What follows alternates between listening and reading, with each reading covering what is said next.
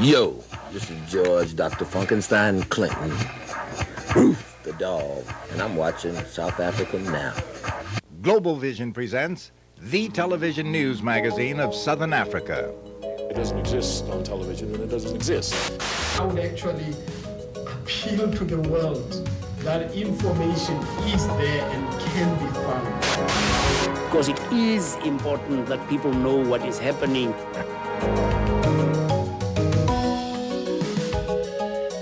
This week, South Africa Now presents these stories. South Africa is not a profitable place to do business. Mobil Oil, the corporation that vowed to stay in South Africa, claiming a commitment to the people there, has now sold out and is leaving. Another American company gets in trouble for busting sanctions. We'll have an investigative report. As a result of this investigation and the tremendous profits that are involved, we may be dealing with just the tip of the iceberg. And in our culture segment, an excerpt from a new documentary featuring music from war-torn Mozambique. All of these stories and more this week on South Africa Now, with hosts Fana Kekana and Mweli Mzizi. Shadi. Mobil Oil, a company which publicly vowed to stay in South Africa despite calls for disinvestment, has announced it's getting out, as links between a number of corporations and South Africa are in the news. Stuart Sender reports.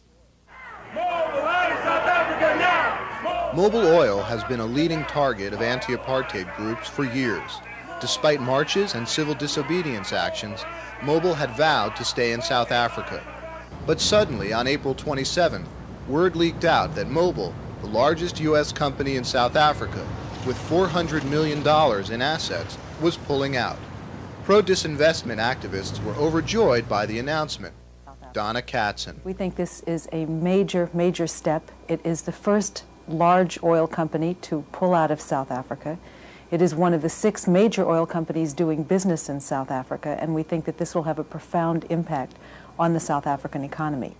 But the reason for Mobil's pullout wasn't moral or political, but economic. In a prepared statement, the company's chairman, Alan E. Murray, acknowledged the move is a business decision. We had to weigh business considerations, Murray said, including the impact of U.S. legislation. Indeed, the last straw for Mobil was a peculiar tax law written by New York Congressman Charles Rangel. And from the tax viewpoint, I'm going to make certain that people meet their moral responsibility or pay for it severely economically. Under Rangel's bill, American companies are prohibited from deducting taxes paid to the South African government from the taxes they pay to the United States. The bill reportedly cost Mobil at least $5 million in profits last year. But the bottom line is that United States taxpayers will not be able to subsidize Mobil Oil for the taxes they're paying the Republic of South Africa.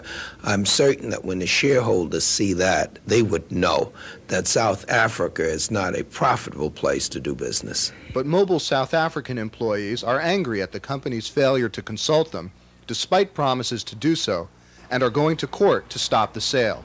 They are also suspicious of GENCOR, the South African industrial giant that is buying Mobil's assets. And while Mobil is pulling out of South Africa, another oil giant, Royal Dutch Shell, has been the target of protests in Holland. Activists clashed with police in Amsterdam, demanding that Shell, South Africa's largest foreign oil producer, get out. Shell has more than $450 million in assets in South Africa.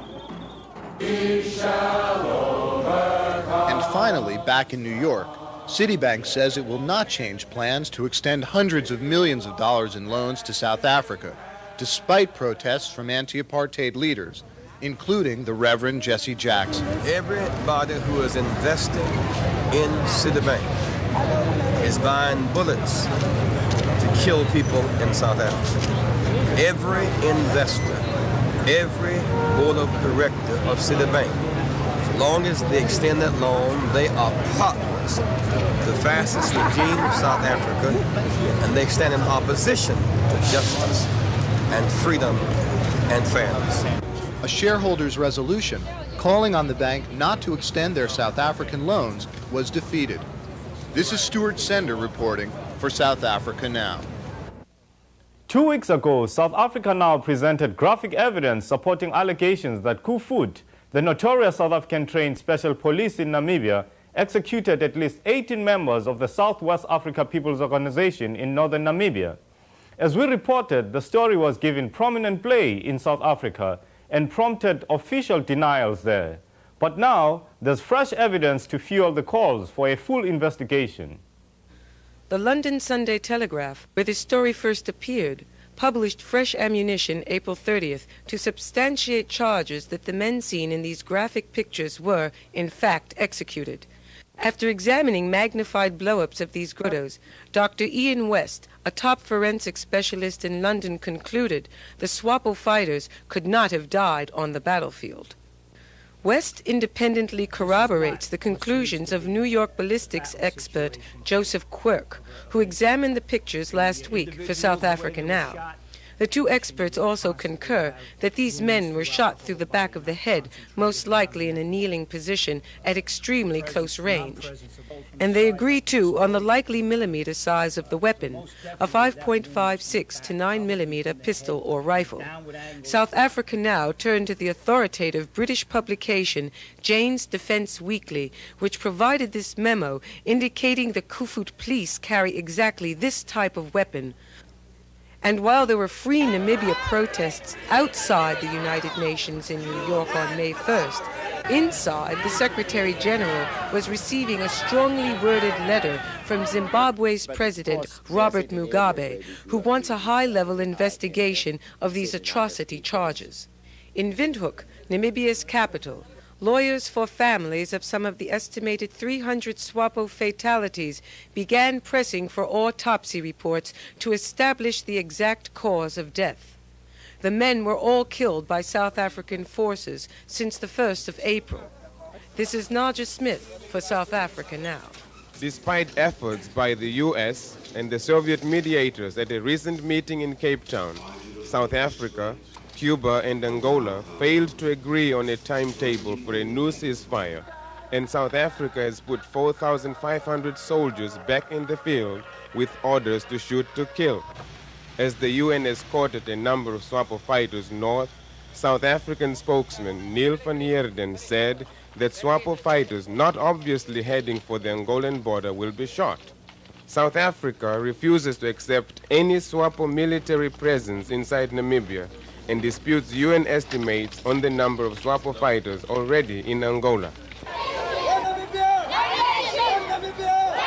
And as SWAPO supporters rallied for the peace plan, South African and UN officials issued voter registration laws governing Namibian elections still scheduled for November.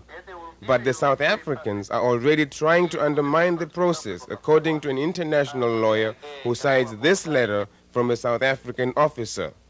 Elizabeth Landis. We've just received a copy of a letter sent by a South African major or colonel to his soldiers saying that they would, under the plan, be demobilized and sent back to South Africa. But he encouraged them to return to Namibia and register to vote, and then go back to South Africa where they lived, and then return again to vote so that they could vote for South Africa's preferred parties. A month into the peace process, the plan is still in danger. We will continue our coverage of Namibia next week. This is Joseph Diescho with Namibia Watch for South Africa Now. The assassination of this man, David Webster, is being condemned by South Africa's anti-apartheid movement. Webster taught here at Witwatersrand University, the scene of recent protests. According to South Africa's Human Rights Commission, Webster, founder of the Detainees Parents Support Committee, was gunned down by two men outside his house on May 1st. He had been receiving telephone death threats for over a week. Here's Webster interviewed last December by Dan Riesenfeld. South African security police operate in a class and race structured way. So a white middle class person like myself is under much less duress or danger than a black person. A black person in a township has no protection at all. They're at the real sharp end of repression in South Africa. Whereas those of us who operate from, say, a central city, Joburg, like this, for instance, have a lot more space, political space, in which they can operate. We'll have more of this interview and more on this story next week. This week, in our news update, the hunger strike in South Africa is over, but only for a day. UNITA wants $45 million, and a South African spy is headed to jail. For a number of weeks, we have told you about hunger strikes by South African political prisoners being held without charges or trial. Following the release of hundreds of detainees, the Weekly Mail reported the strikes were over. But the next day, 18 detainees began a new strike demanding their unconditional release. In a letter to Minister of Law and Order, Adrian Flock, the strikers warned, "If you are unable to release us alive, you will have to release corpses." The letter had an impact. 17 hunger strikers were let go on May 1st. For over a decade, rebels fighting the government of Angola have received massive military assistance from South Africa and the United States. Now, under the terms of the Namibian Independence Agreement, South African aid to the rebels has stopped, and UNITA leaders are looking to Washington to make up the difference to the tune of $45 million. Their shopping list includes everything from tomato seeds to advanced Stinger missiles. And finally, Thomas Dolce, the first American convicted of spying for South Africa, has been sentenced to 10 years in a federal penitentiary and fined $5,000 by a Baltimore federal court. Dolce pleaded guilty to passing 215 secret military documents to the South Africans. You're watching South Africa Now, the television news magazine that goes behind the headlines. An American company has pled guilty to breaking the U.S. sanctions law, but it may be just the tip of the iceberg.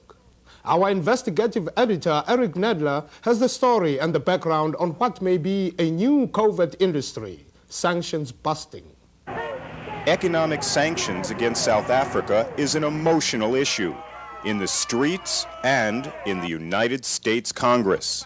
Yes, South Africa is over there, but this issue is as much about the United States as it is about South Africa. Sanctions are having an impact on South Africa's economy. South Africa lost $625 million in trade and investment since the Anti-Apartheid Act took effect in 1986. Despite these losses, U.S. officials tell us that business is booming between our two countries. And as one U.S. Commerce Department official told us, sanctions are but a pebble in a river of trade. Sanctions has begat a new business, sanctions busting. Our story begins with one company that just got caught. These expensive 747 jumbo jet engines were illegally smuggled into the country last year.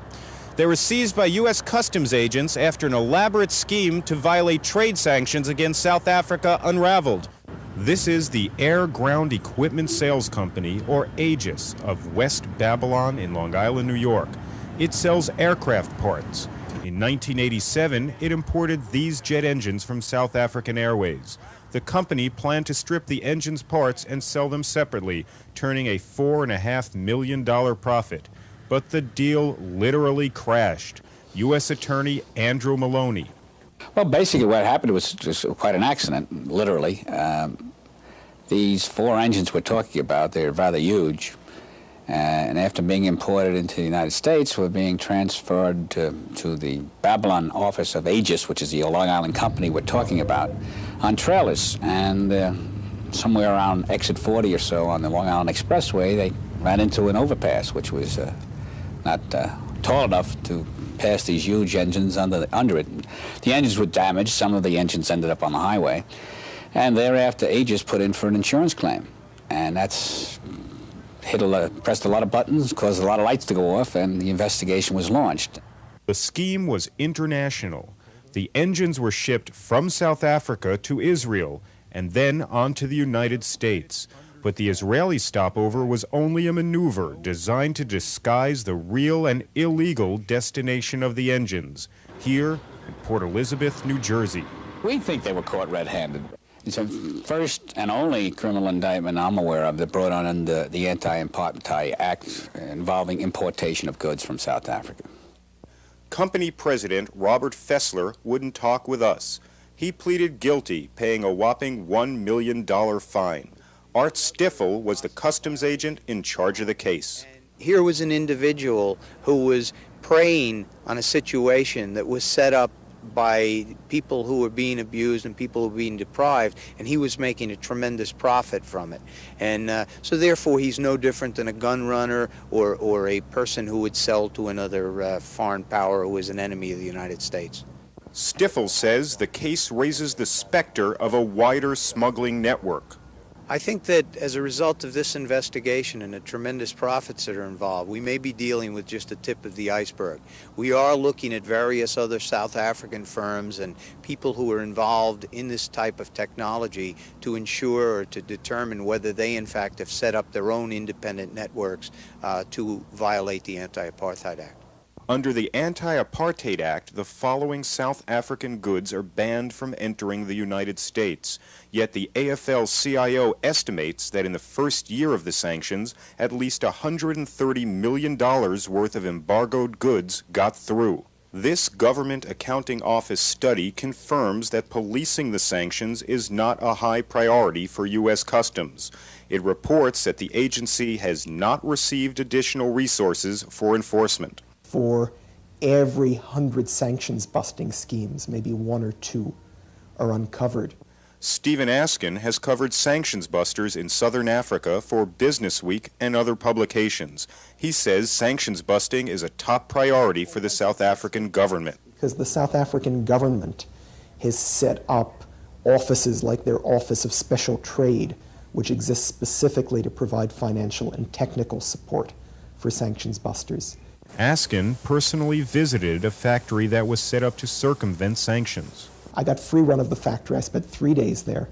I interviewed the seamstresses who took shirts that said made in South Africa or made in KwaZulu on them. They were told to physically remove the labels, sew on a new label that said made in Swaziland. Pretoria is also concerned about the loss of these U.S. exports. All told, South Africa stands to lose billions of dollars, a condition certain to give rise to more sanctions busting. As a result of this investigation and others that are ongoing, we may find diversions, and so therefore we are going to more actively pursue the violations of the anti-apartheid than we have ever done before.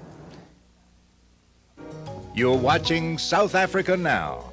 Coming up next, our culture segment, featuring the best music, film, drama, and artistic expression from Southern Africa. Most images we see from Mozambique are images of war. But Mozambique is also a land known for the beauty of its crafts, painting, sculpture, and music. This week, Albie Sachs, the African National Congress lawyer who was almost killed by a car bomb attack in Mozambique, introduces an extract from his film, The Deeper Image. You wrote to me for news about Mozambique. When you think about this country, about Africa, I wonder what image comes to mind. A child with swollen belly, skeletal ribs, stick legs, dull eyes. A vision that is terrible and true. I'd like to show you other images, even more true and perhaps more disturbing. Images in wood, song and paint, in film and music, created by Mozambican artists for themselves, their own people and the world. You'll see that contemporary African art is not primitive, anonymous or naive, but represents intensely private visions of the huge public events of the times.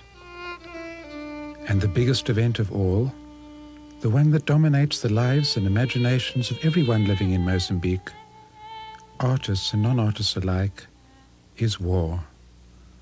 War which interrupted the making of this film, war which nearly cost me my life, war which engulfs us all.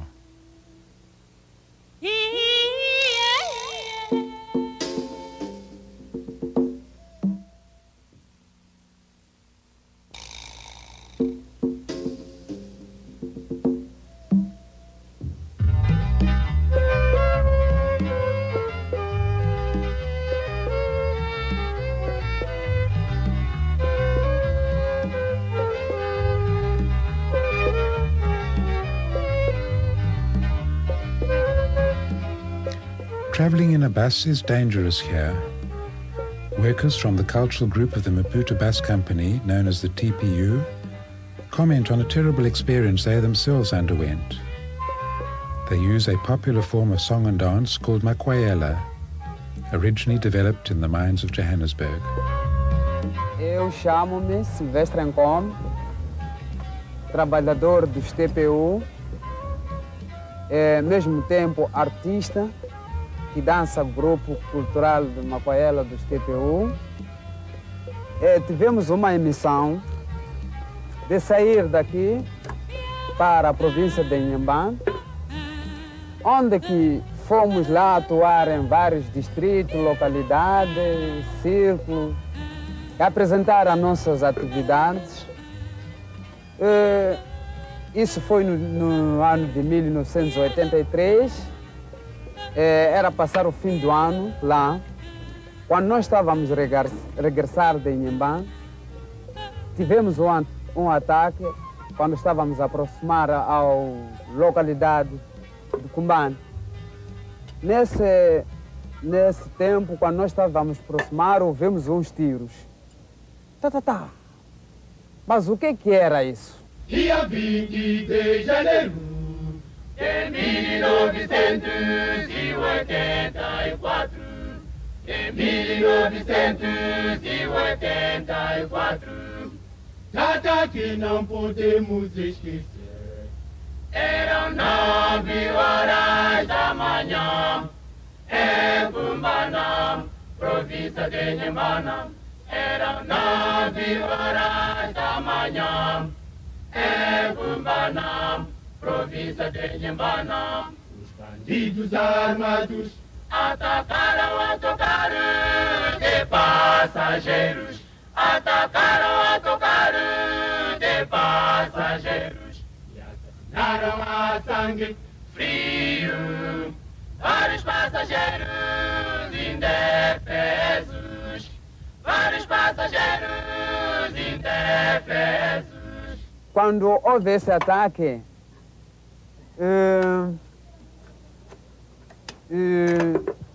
morreram 5 elementos nossos, 2 feridos, 5 que saiu ileso. Nós dissemos a luta continua. A luta continua. Nós dissemos a luta